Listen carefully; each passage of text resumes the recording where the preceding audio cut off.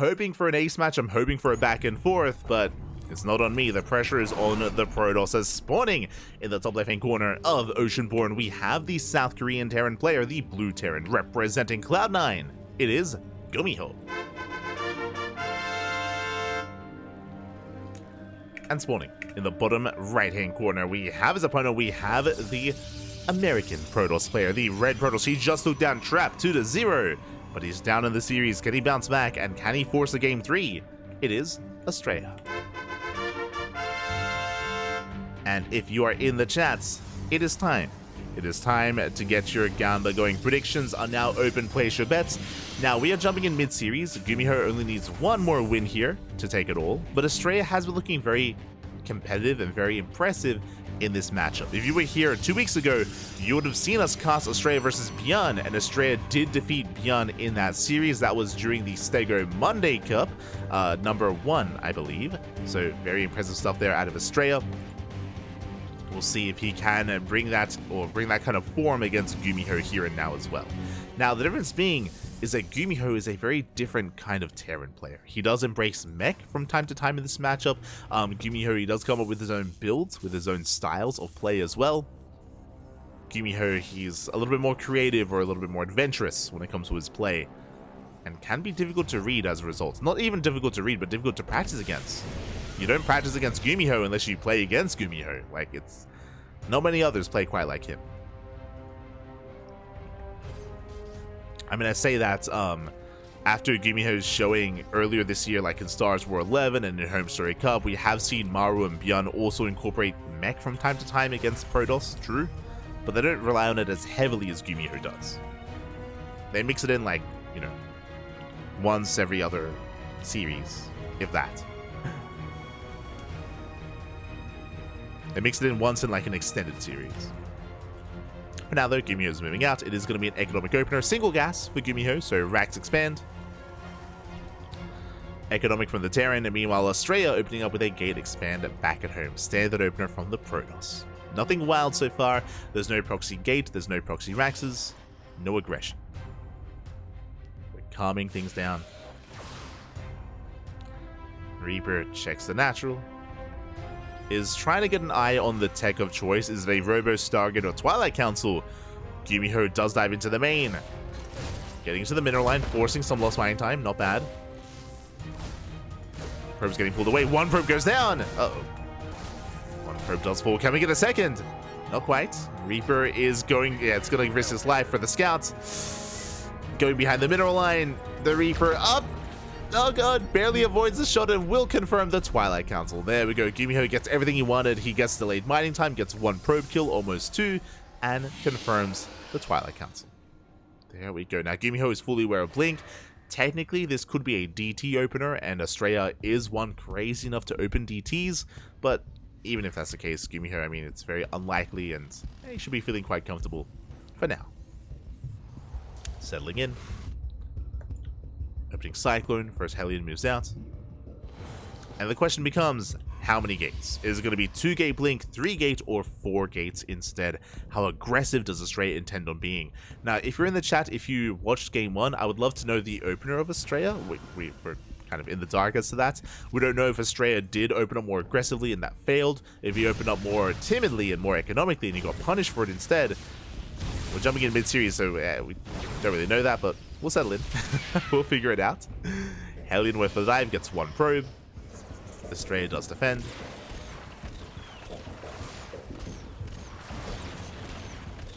Nice catch here on the Adept as GuMiho will shut it down. And Astrea is going for an economic opener. Okay, so it's going to be 2-gate. 2-gate Blink into a third. Very economic. Not overly safe, not overly aggressive. Just more... yeah, more mineral, more economic focus here out of Astrea. And we'll see if GuMiho can punish this. Now, typically, when the Terran player realizes this build, the goal is to try to move out and try to break down that third, depending on the build of choice, of course, depending on what units GuMiho has available. Now getting into tank production, Stim is on the way. For the time being, GuMiho is going to be stuck at home. For now. Hallucination gets into the main. Gets eyes on the tank production. Ooh, never mind. Add-on swap. Okay. GuMiho, did you see the third? Not quite. So this is quite risky here. Now, tanks, they're not amazing in this matchup. They're not amazing in TvP, but they are quite necessary, especially if the Protoss player does open 3 or 4 game blink. But it looks like GuMiho, he has successfully deduced that it is 2-gate instead. So tanks are not required, instead going for a more Marauder-heavy composition. Rushing into stim and combat shields. Okay. I see you, GuMiho. I see you. So very biocentric. Astrea is, of course, trying to contain a GuMiho at the same time. Drop moves out across the map. Gets a pylon.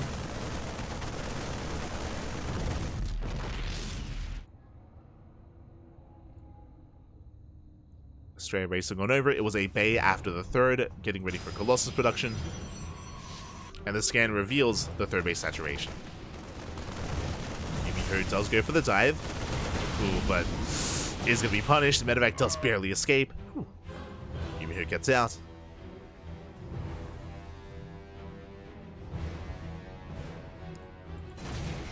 Does manage to get out, but he can try to free that drop as he's moving out with his main army. The Observer does confirm. Astrea has eyes on the move out and will attempt to intercept. First Colossus is halfway done. Astrea, he's hoping for a Marauder. There's the first stim. Gets 2 Marines. Not a bad pickup.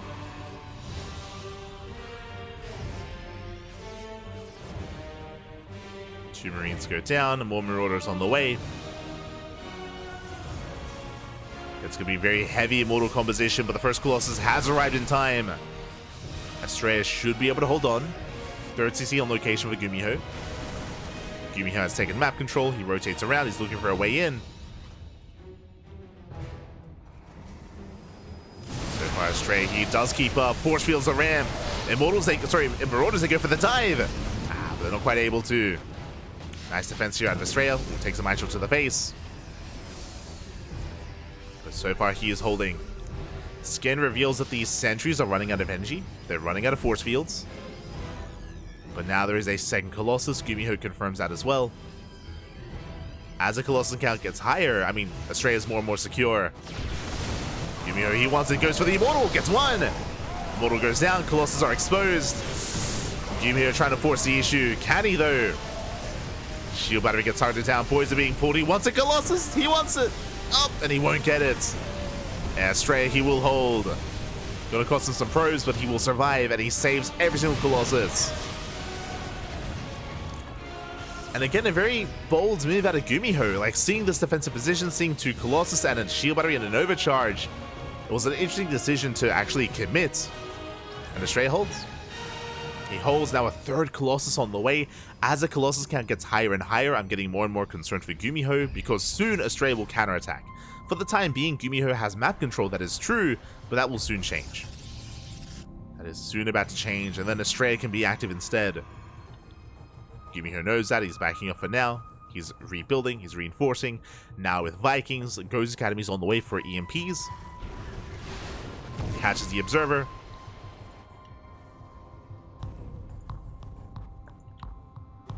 But again, GuMiho does back off. Both players now vying for map control. Astrea has hit triple Colossus. From here, he can start Disruptor production, or Immortals, or both. I mean, he's got options, but there we go. Observers on the way. He will eventually work towards those Disruptors. Astrea does spot the main army. He sees the Rooks. Does respond.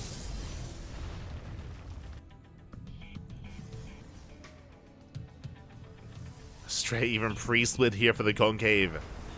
He's ready for GuMiho. Thankfully, GuMiho, he doesn't face check. He moves in with a Marine. Does confirm. He's like, nope. Does back off. Actually, dipping back in. He wants the Observer. He wants it. Oh, can he get it? Oh, barely not. Oh, he wants it. The Observer comes back in, gets sniped. Not a bad pick off out of GuMiho.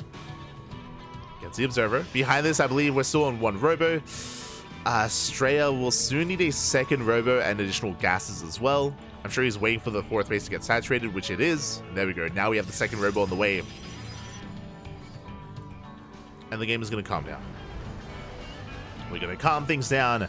Astrea getting a fourth up and running. Likewise, so is GuMiho. Fourth CC is almost done. Both players have survived the early to mid game. Now we can go even further. GuMiho still being active. The observer will spot the army.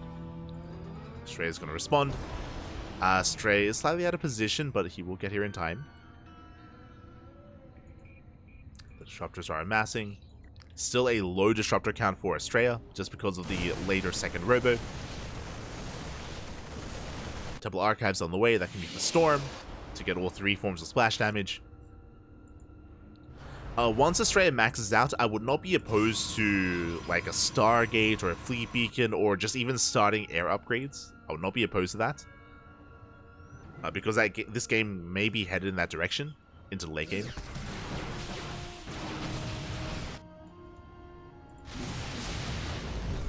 GuMiho is moving out. Second starport's on the way. The fourth base is scattered. Astrea coming in from behind. He's trying to pick off any stray units. So far unable to. So far Astrea is still committing to a ground army. Working on Storm.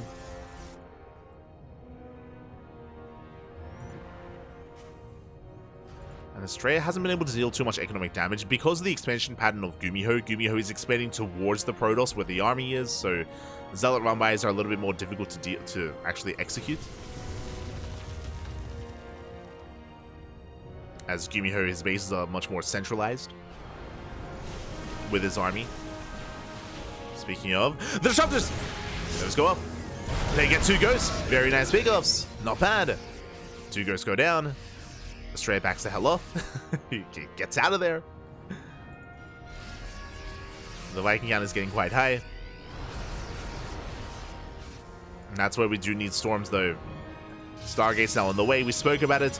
I do think this is maybe a little bit late, but, I mean, better late than never. Astrea is getting ready for that Sky Toss. +1 air attack is on the way. Stargate, soon to be for a Fleet Beacon.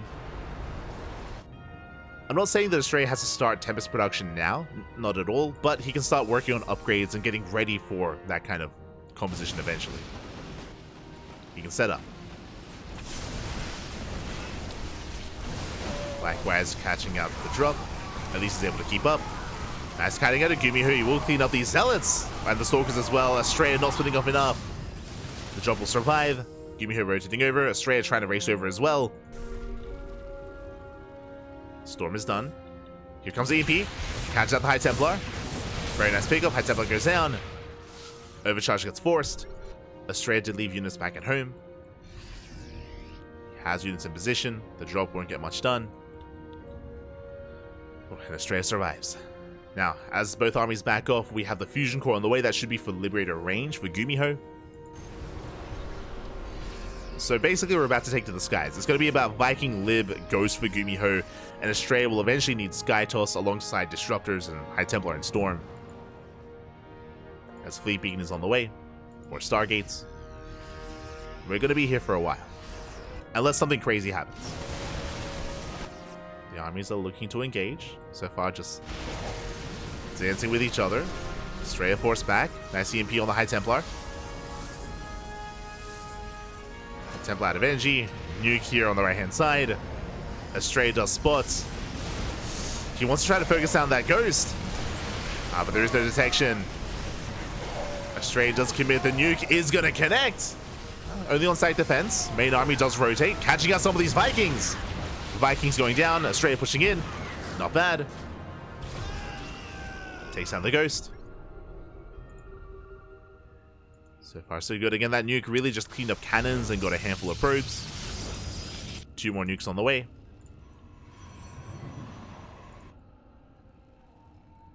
GuMiho rotating. I believe that's the second. Oh my, that's so many Stargates. That's what, 5 Stargates? I mean, I like this setup. You can make 5 Tempests at a time.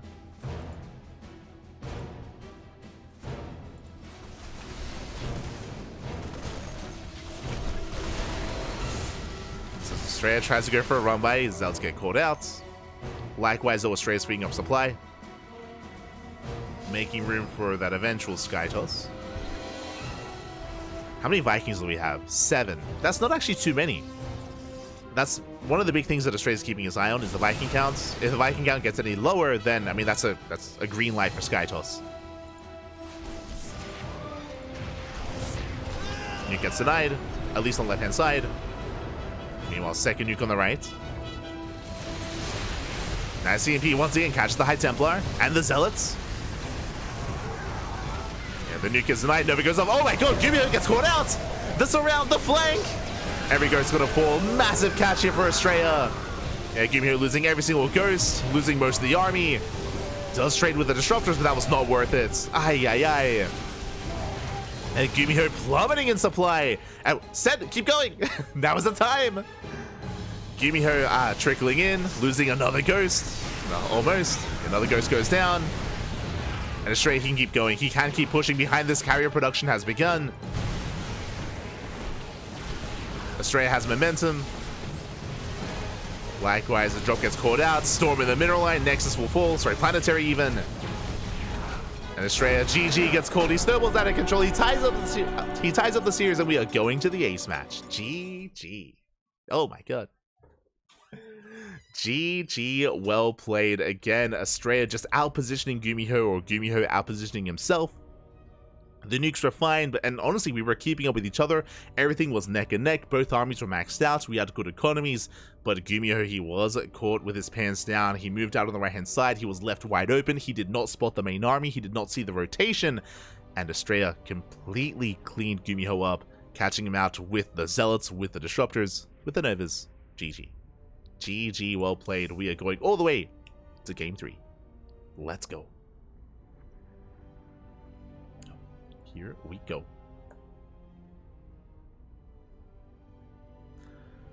Astrea could be more aggressive and get more pickoffs. That's not really Astrea's style. Astrea, if you're familiar with his late game especially, that's what he's known for. He's known for being, whether it's in PvT or PvZ, Astrea, he has a lot of experience, especially in a region, going into these kind of later game states, taking things very slow, focusing on maxing out, on taking up, getting ready for that sky toss as well. That's where Astrea thrives the most, as we saw. Kind of waiting for those opportune moments, waiting for those openings, and then abusing them as best he can. Very well done. Very well done here by Astrea. And now we're going all the way to Game 3. Didn't even have safety shorts, Pappy. Oh, no. No shorts.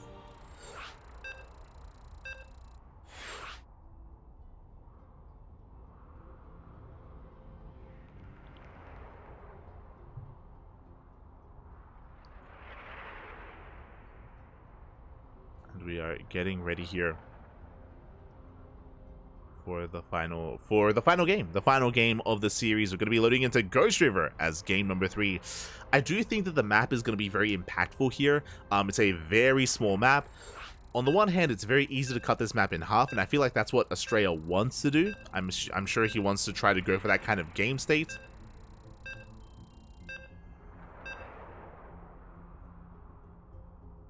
But GuMiho, he's the more unorthodox player. You know, if either player is going to be more aggressive, I'm leaning more towards GuMiho. But we'll see. We shall see.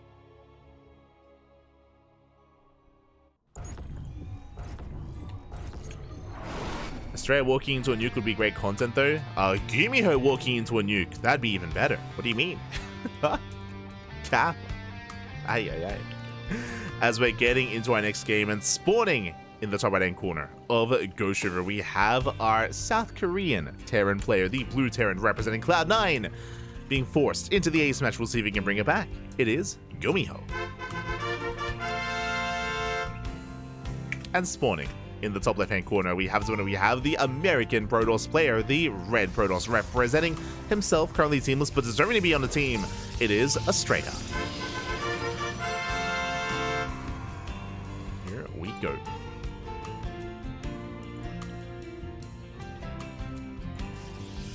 We are going to settle in. And I'm curious how Astrea and GuMiho will approach this. As we mentioned before, Ghost River is very prone to late game scenarios.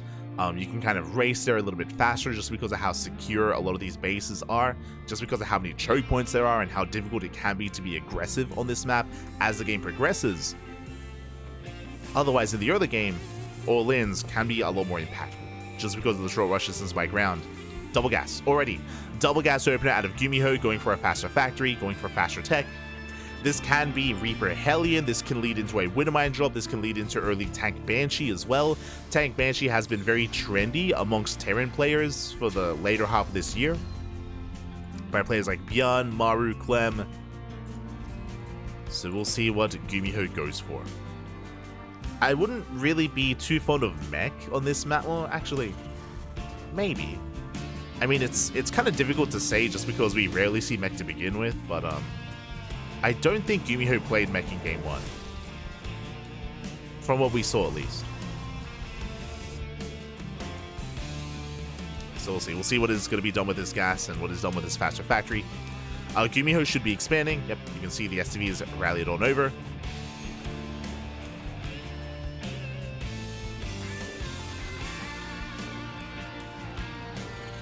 CC is on the way.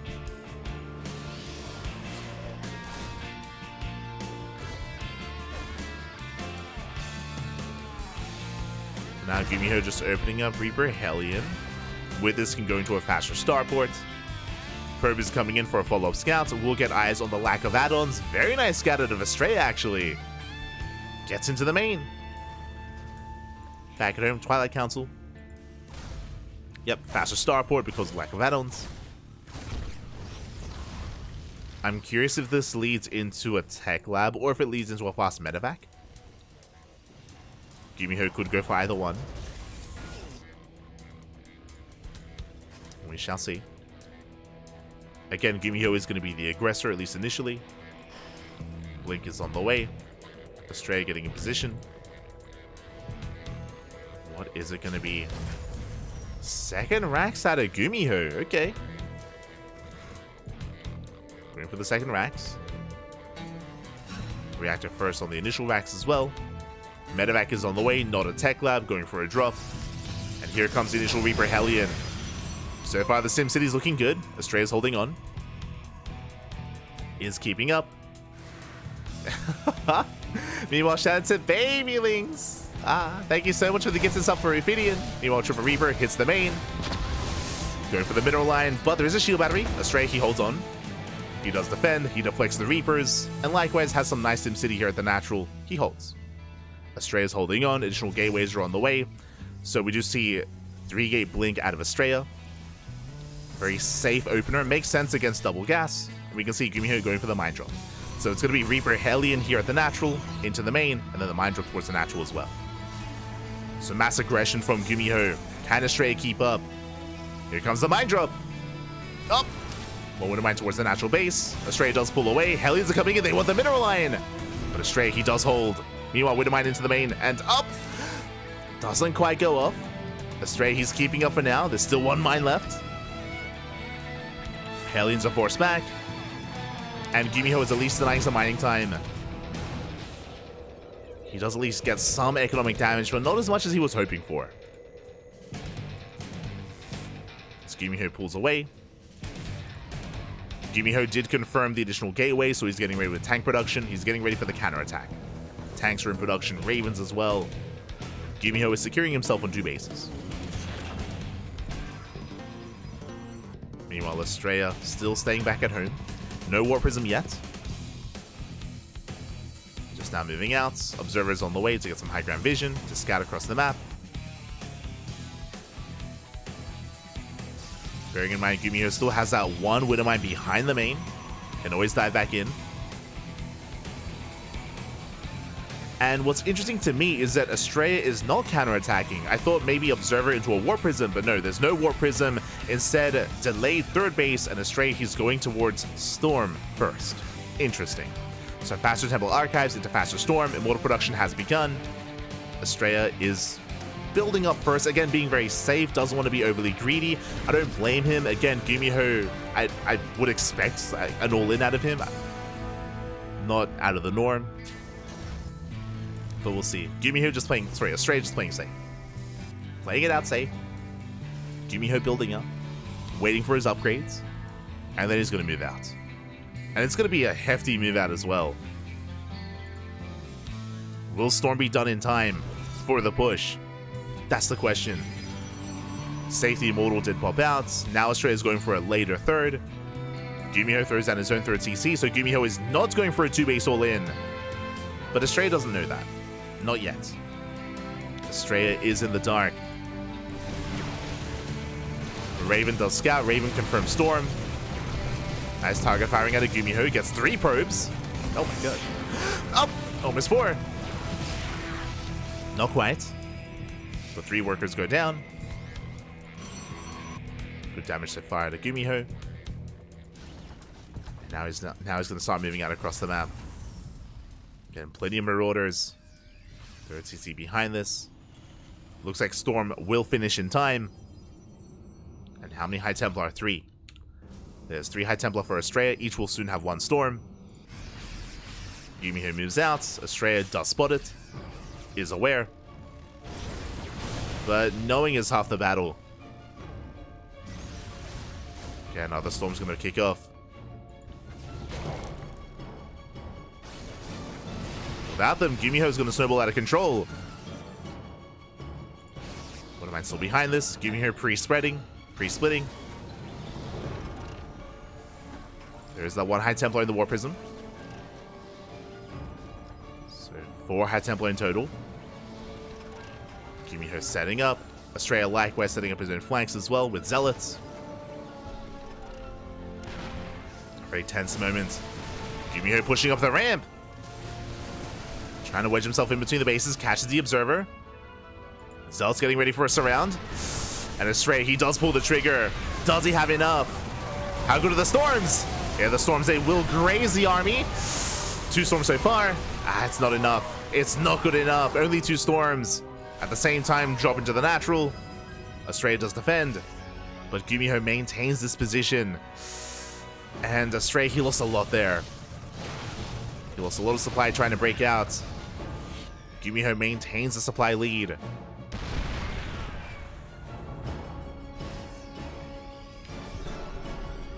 Astrea still has 3 High Templar. And coming in for another surround, but I just don't think he has the numbers. Not quite. Another Storm here on the fire, but the spread is too good. GuMiho, he cleans up the Marauders, cleans up the High Templar. And it looks like it's just too much. And GuMiho is breaking through. GG gets called, it's just barely too much, and GuMiho will take the series 2-1, advancing on to the grand finals. GG.